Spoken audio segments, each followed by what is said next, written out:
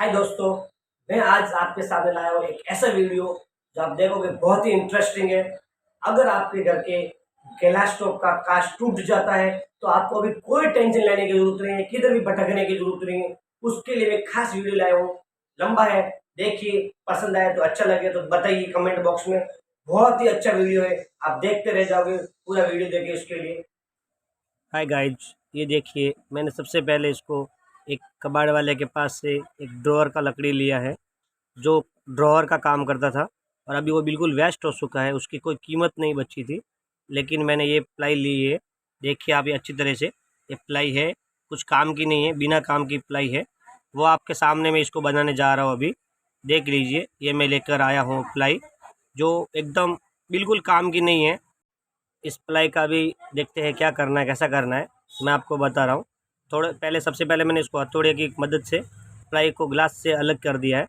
ये कुछ नहीं, इसमें किल्ली लगी हुई है, वो किल्ली मैंने निकाल दी है।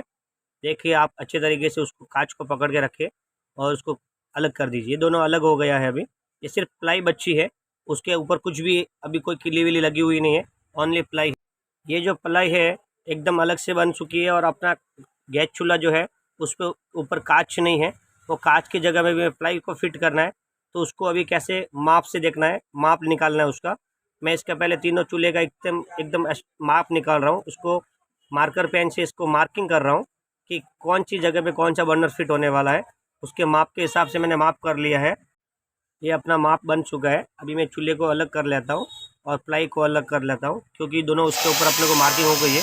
अब मैं ड्रिल मशीन की सहायता से उसके हॉल बना रहा हूँ। जिधर जिधर सर्कल बना हुआ है वहाँ पर ड्रिल मशीन की सहायता से हॉल बन रहे हैं।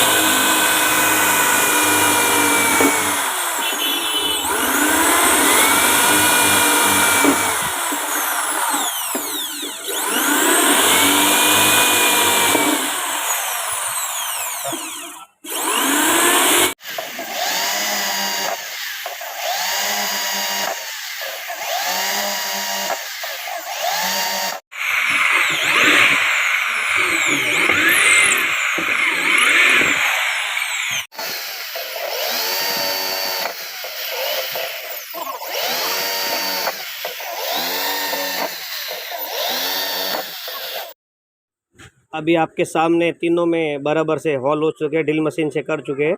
और अभी देखिए, ये लकड़ी का प्लाई है, एकदम 12 mm का जो प्लाई है वो पीछे की तरफ से भी ऐसा दिख रहा है और ऊपर की तरफ से सनमाइका लगा हुआ है, इसकी वजह से ऐसा दिख रहा है। बाकी है दोनों लकड़ी ही है। आप उसकी ध्यान में रखिए, लकड़ी है, मैंने कोई दूसरा आइटम यूज नहीं किया है। प्लाई है जो एकदम 12 mm की प्लाई है। और ये आपके सामने पूरा एकदम रेडी हो चुकी है अभी। इसकी जो साइड में जो एक्स्ट्रा बॉर्डर है वो भी हम लोग कटर मशीन की साइड से काट रहे हैं, क्योंकि उसकी थोड़ी लंबाई चौड़ाई थोड़ी ज़्यादा थी। अभी एकदम परफेक्ट हो गई है चूल्हे के माप की।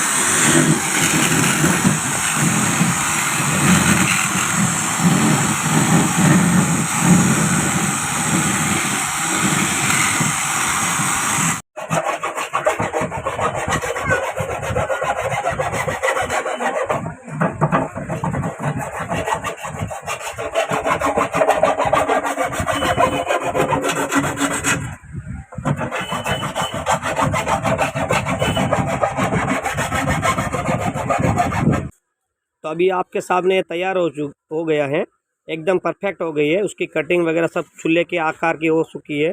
अब ये जितना कांच का जो टुकड़ा था उतना ही बड़ा हो गया है। अभी आपके सामने जो साइज़ जो दिख रही है वो चूल्हे के बराबर है। उसको ऊपर चूल्हे के गैस के ऊपर रख लेते हैं और अभी जो स्टील की जो प्लेटें है उसको उसके ऊपर रख के स्क्रू के मैचिंग देखना है कि स्क्रू कैसे फिटिंग किया हुआ था। तो हम पहले इसको ऊपर स्टील के प्लेट लगा लेते हैं और स्क्रू का मैचिंग लगा रहे कि स्क्रू कहाँ बैठा हुआ था। उसको माप से उसके हॉल को देख के उसके अंदर स्क्रू बिठा दीजिए। जो स्क्रू की साइज़ जो है वो सेम टू सेम लगेगी, उसमें कोई फ़र्क नहीं आएगा। अच्छी तरह से स्क्रू बिठा दीजिए। देखिए आपके सामने दोनों स्क्रू मैचिंग हो रहा है, उसका हॉल भी मैचिंग हो रहा है और स्क्रू का फिटिंग भी मैचिंग हो रही है।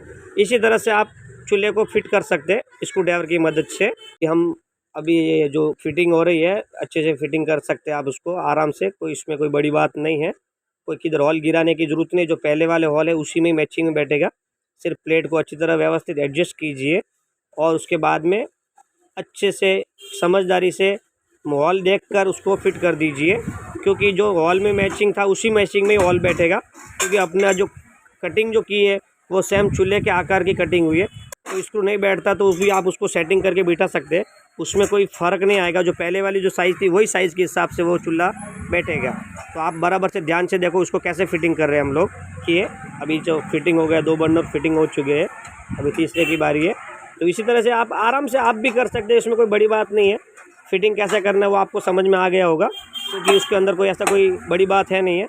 एक सिर्फ स्क्रू ड्राइवर की मदद लेनी है, जो आप अपने घर पे भी रहते ही है। तो आपके सामने अभी ये जो तीनों चूल्हे के फिटिंग बराबर से हो चुकी है। अब हम इसको जलाकर चेक करते हैं कि कैसे काम करता है, क्योंकि अगर आपके मन में यही डाउट होगा कि लकड़ी का चूल्हा है कैसे चलेगा कि नहीं चलेगा, जलेगा या नहीं जलेगा। जलेगा।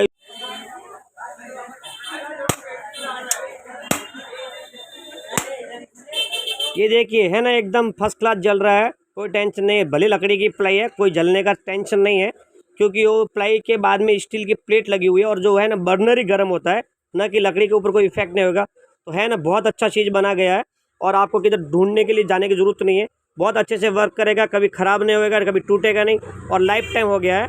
आप इसको अच्छे से बिना कुछ किए धो सकते हैं, सब कुछ कर सकते हैं, कोई प्रॉब्लम नहीं आएगा। ओके।